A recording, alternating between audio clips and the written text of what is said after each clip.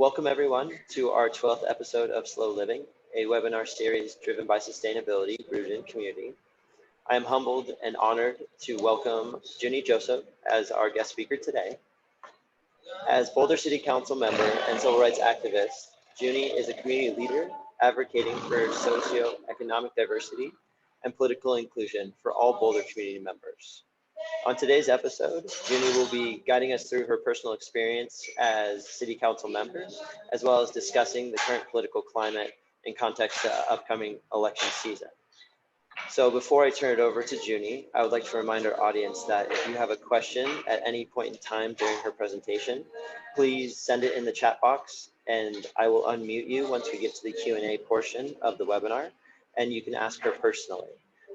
So without further ado, Junie, the floor is yours. Thank you so much. Thank you, Kevin, for this opportunity to speak with you and the community and also the audience that is here with us tonight. And I'm excited to be talking about the importance of voting in sustainable development. And I thought this is very fitting for a time like this. And again, as you mentioned, I'm a Boulder City Council member, and I'm also a current law student at the University of Boulder, Colorado, in our city right here. I have a passion for human rights, as you mentioned, and of course, environmental stewardship and socioeconomic equality is very important to me. I have spent several years overseas working to promote human rights and in developing countries, namely in Central African Republic, Cote d'Ivoire, and I've also done research in Haiti and also in South Africa. You know, and I think sustainable development in waste is very important, especially in the US. We are one of the most wasteful nations in the world. Our privilege is so great in the United States that we have developed wasteful and harmful environmental tactics. Americans account for about 4% of the world's population, but we account for about 12% of the world's waste, if you really think about it. That's a huge portion. We recycle just over 30% of our waste, and also the US account for more than 15% of the world global emission. Again, we're only about 4% of the world population and 15% of the world's global emission. So it is a privilege for us, if you really think about it, to pollute. Many people around the world could live off the amount that we in the United States waste each year. If we really think about it for comparison, the crisis in Central African Republic at its peak left approximately 2.5 to about 2.9 million people facing hunger, according to UNOCHA, which is the United Nations Office for Coordination in Humanitarian Office. So meanwhile, in the United States, each person discards more than 200 pounds of food waste each year. So we are fortunate enough that our country has infrastructure that support our culture of extreme consumerism and wastefulness. The GDP per capita in the United States is about $53,240. So it's more than 100 times of someone living in the Central African Republic. So can our earth support this level of consumerism and waste, if you really think about it? So sustainable development is something that is very important, right? It's the practice of meeting or exceeding development goals while accounting for environmental impact. So really, when you think about it, I want to just give an example. Without sustainable development, if you really think about it, overfishing would fully deplete our entire ocean, and soil would be depleted due to the lack of crop rotation. So a number of factors are pressuring our generation more than ever before as our global population rise and technological advancements allowed for greener development. So I think, again, it's a balance, right? Because we live in a country where we are consuming a lot, but we also have technology that can also help us. And I think it's very important that we take advantage of, our technology. While countries are still developing, they do not always have the luxury of practicing sustainable development as they conquer other issues when we think about it, because some countries around the world, there's human rights abuses, gender-based violence, and malnutrition. So other more developed countries are better positioned to reduce waste around the world. So I think as American, again, people who have we have access to knowledge and technology. And I think it's very important that we need to be a little bit more accountable as a society and as a community, because we occupy a space among the world, right? Even though we are one country, but we're a country among other countries. So it's very important that we see ourselves that way. And we also, that our actions also reflect the fact that we are a nation among other nations around the world. And we play a big role or a very important role in sustainable development. So alternatively, I think that in our community, in our country, that we can do, right? Burning coal has long been the industry standard for energy production, but technology has paved the way for several cleaner options. So it's very important that we lobby or elected officials, because cleaner energy offers an alternative to traditional coal, carbon heavy pollutants, while allowing us to maintain much of the same lifestyle. Well, I just talked about the fact that we're very wasteful. Maybe we can work on that as well.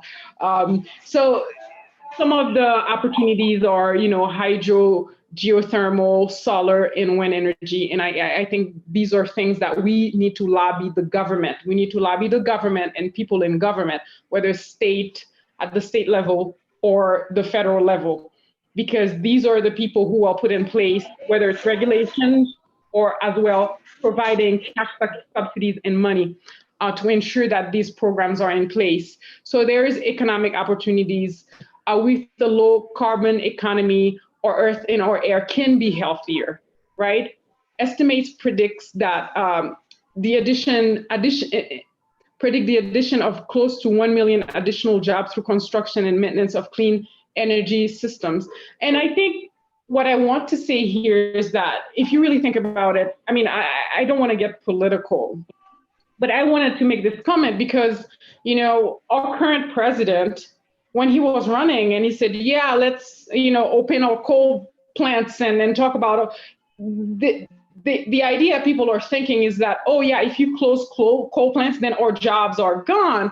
But because of technology, there is opportunities for new jobs, right? Because if we are going into this healthier, better environment where we're going to produce cleaner energy, people will have jobs through that. So I don't think people should just look at it as a lose, like lose-lose situation where, those coal plants are closed and then all of a sudden no one has a job. And if you work in coal mines, now you don't have a job anymore. So technology, with the evolution of technology, people will still be able to get new jobs because that technology will create that opportunity, right? It's like when you think of Facebook and Google, all these huge companies are creating jobs some way for people. Of course, they do create other social ills, such as people who just stay online the whole time, but it creates jobs as well. So there's economic opportunities totaling more than $25 trillion US dollars globally. That's the opportunity. And also a circular economy. This notion that we reuse waste, we create in a cycle of use and reuse. So it's very important in contrast with our linear model where we just take things and use them and dispose of them. So I think there's that opportunity that we also have to think about. So now I've talked to you a little bit about sustainable development, what it means, and some of the issues within sustainable development. So why voting matters? Because, if you really think about it, I've just mentioned to you, you can lobby the government for, taxes and subsidies and regulation. Voting is a privilege, right? Many people in the US still are barred from using their voices at the ballot box, Black and brown people, and indigenous people fall disproportionately into this category. So it's very important. And not only that, and what I want to say as well is that the same communities which cannot voice their concerns are often disproportionately affected by environmental, what we call environmental racism, right? So it's very important that you go out there and you vote, because your voice matter, your vote counts. Because again, you're voting for people who will institute policies based on their own values, based on their own beliefs, right? As I mentioned earlier, if you have a president who will vote for a greener society or sustainable development and all these things, you need someone who really believes in those values. So if you go out there and you vote for someone with that value in, you will have better policies. So it's very important that you vote, because that's your voice, and also it helps your community. When we vote, we can use our voice to draw attention to important issues that otherwise may not be addressed. Vote for individuals who share your interests and support what you wish to see in your community. Again, as I mentioned, solar subsidies, electric vehicle tax breaks, increased bike lanes and public transportation. All these things are actually put in place by the people you vote for. So voting is the time for us citizens to let our elected officials know whether they are doing the right thing, or whether, or whether we want to put someone else in place.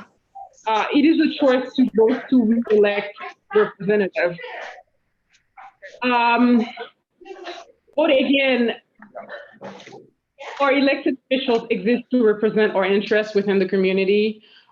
We vote to represent our interests in the interest of our neighbors, like previously mentioned. Without voicing our concern for increased sustainability, state and local governments spend their money and resources on other issues. Again, because if you really think about it, if people like you are not going out there and say, I want better policies for cleaner air, as an elected official, I will spend my time doing other work.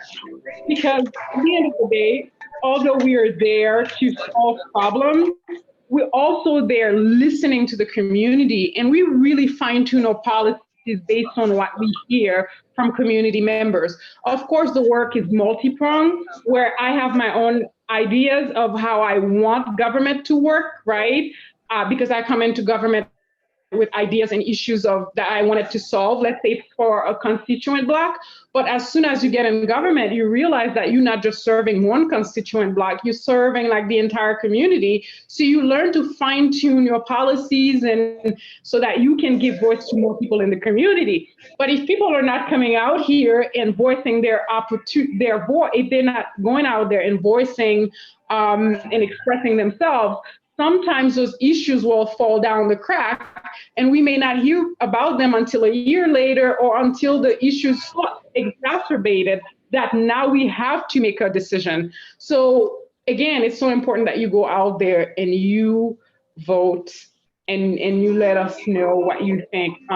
If you really think about it, in the 1960s, residents in Boulder passed the first voluntary tax raise to preserve open space, and that was really helpful, right? It creates that beautiful city that we have here, which is, it's very important. So again, without the constant pressure from the citizenry on the local government, progress occurs much, much slower. So it's so important that you go out there and you let your voice be heard. Also, I wanted to also talk about a little bit about the power of consumer habits. Companies pay close attention to consumer taste and preference, and directing businesses towards sustainable companies to encourage others to take up green initiatives. So it's very important that we make sure that our habits reflect our values. So be the change that you want to see in the world, and be the change that you want to see in your community, even if you think no one is watching, because I think, policies are made or decisions are made at the level based on each and every one person making a decision. So some of my comments may be geared toward people who are a little bit more wealthy, utilize state solar incentives. So that's probably people with money. If you have a lot of money and you have a nice house, you can put solar in your house, do it. Purchase reusable over single-use plastic. I think we all can do that no matter what income tax bracket we're in. And bike or carpool to work. But of course, biking and carpooling also has its drawbacks. If you're a working mom and you have 5 kids, chances are you won't be able to bike. But of course, carpooling is something that a lot of young people can think about. And if you're single as well, consider getting a bike. In Boulder, again, we have a great track record of using For instance, we have the 2016 Universal Zero Waste Ordinance, increased access to recycling and composting for businesses, residential and city events.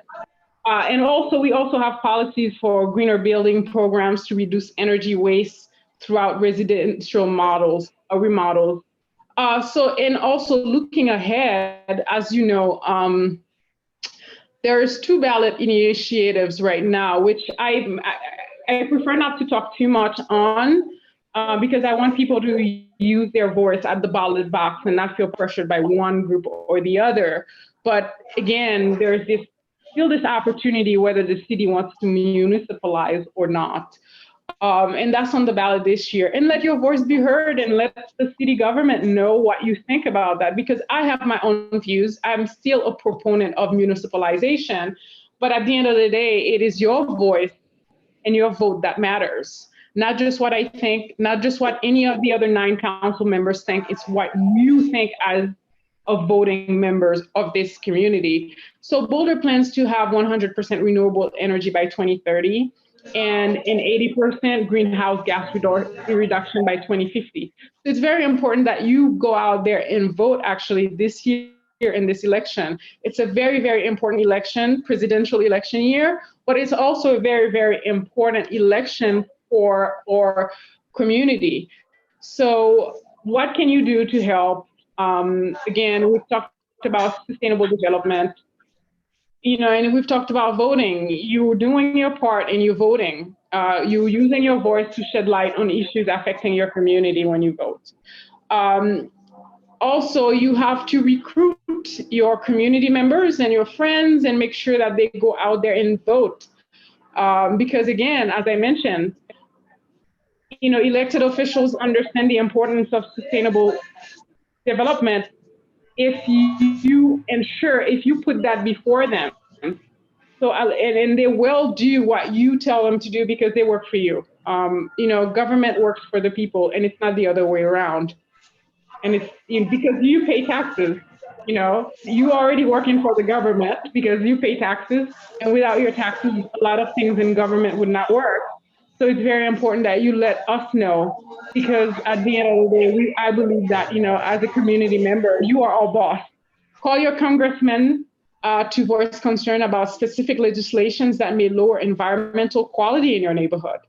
And also, I remember before I interned at the White House, and people even sent messages and letters to the president, actually.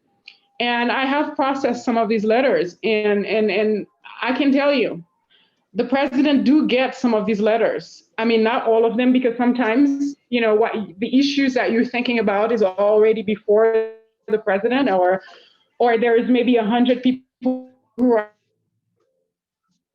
write this exact letter. So sometimes we know, but yeah, the presidents do get the letter, because I remember I would put some letters I read and I say, oh, this is such an amazing letter. They're talking about, immigration. And I'll put it on a pile for my supervisor to read, and then my supervisor will decide whether he'll take it to the desk of the president. But so that is for me to say to you that you have a voice, you have a power, you have agency, and use it. So again, I am so glad to be here talking with you. I am so excited, and I'm very hopeful for the direction of our country and this new opportunity, right? With every election season, there's a new opportunity. It's a new source of hope for the country, for the community. So it's very important that you go out there and you vote while you're considering all these issues that I've mentioned. And, reach out to me if you have any questions. You can find me on Twitter at Junie for Boulder, on Facebook, same thing, Junie for Boulder, or reach out to me at Junie for Boulder, FOR@gmail.com. And I'd be happy to respond to any of your questions. Junie, thank you so much for a wonderful presentation and insight to your profession, as well as your political view on a certain amount of topics such as sustainability and sustainable development. When it comes down to our consumer power as well as our political power, such as politicians working for the individual, it's a lot. It's pretty congruent. It's the same thing. It's cohesive, right? So what we enjoy and what we choose to consume also has the drawbacks of what gets produced, such as what our viewpoints are and what we strive for in life is what politicians get put in place to advise those actions. So I really appreciate you basically bringing those together and making it very applicable during this election season. So to start off the Q&A, I certainly wanted to ask you a few questions. So my first question is, for every individual looking to have their voice and concerns heard, what is the best option and process when it comes to local government? I understand, this is, Boulder or the city is really working hard to ensure community members get a voice, right? But so often in time, we find even whether it's at the national level or the local level, the people who are involved are often not the people who affect policies are not the same people who enjoy the benefits. And what I'm saying, what I meant, or what I'm trying to say is that oftentimes you have people who are highly privileged in federal government. When you think of presidents or people who work in, a director of different agencies, there are people who come from a certain amount of wealth. So they don't have the same understanding of the nuance of, let's say, for instance, we're talking about Betsy DeVos, right? She's like, I believe, a billionaire. And it's very, of course, I wouldn't say she doesn't have a level of empathy, but I would say the level of understanding of, let's say, in a poor community where, the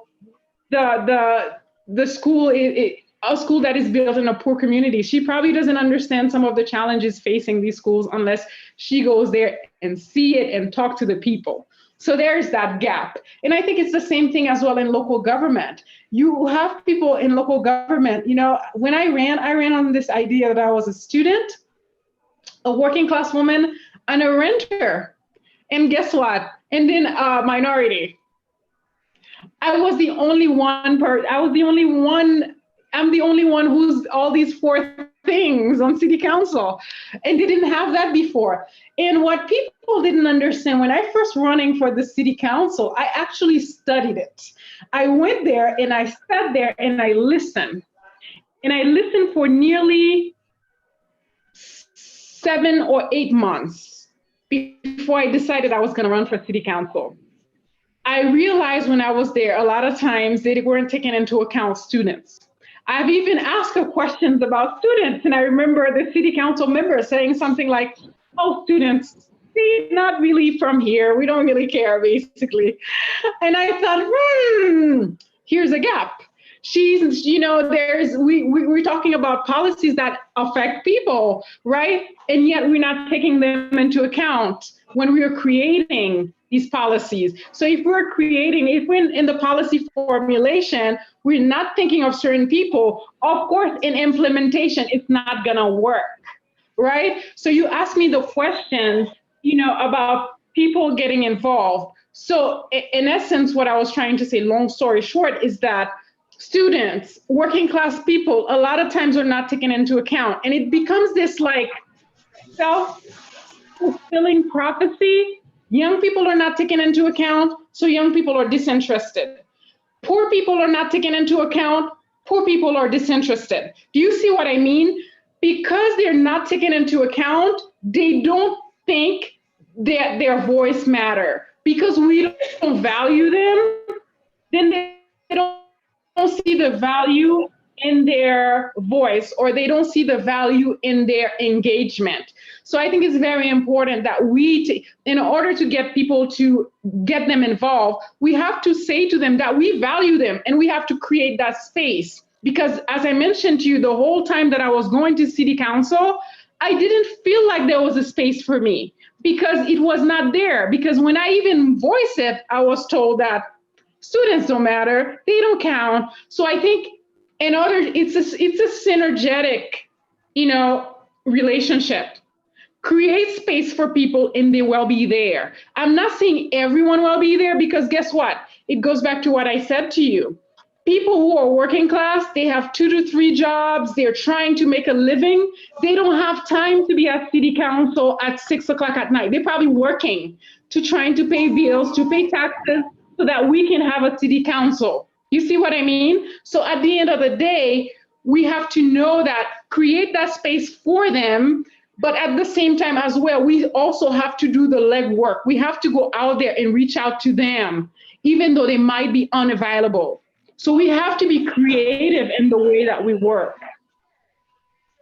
And that's so honorable, the fact that you saw a niche that wasn't being, I guess you could say, represented, a cohort that wasn't being represented, and you filled that position in order for government to be a little bit more cohesive and embody the entire community. Because with CU Boulder and the student population, it is a little bit of a double-edged sword, because they can almost be suggested as being transients, because they're there for a certain period of time and then they leave.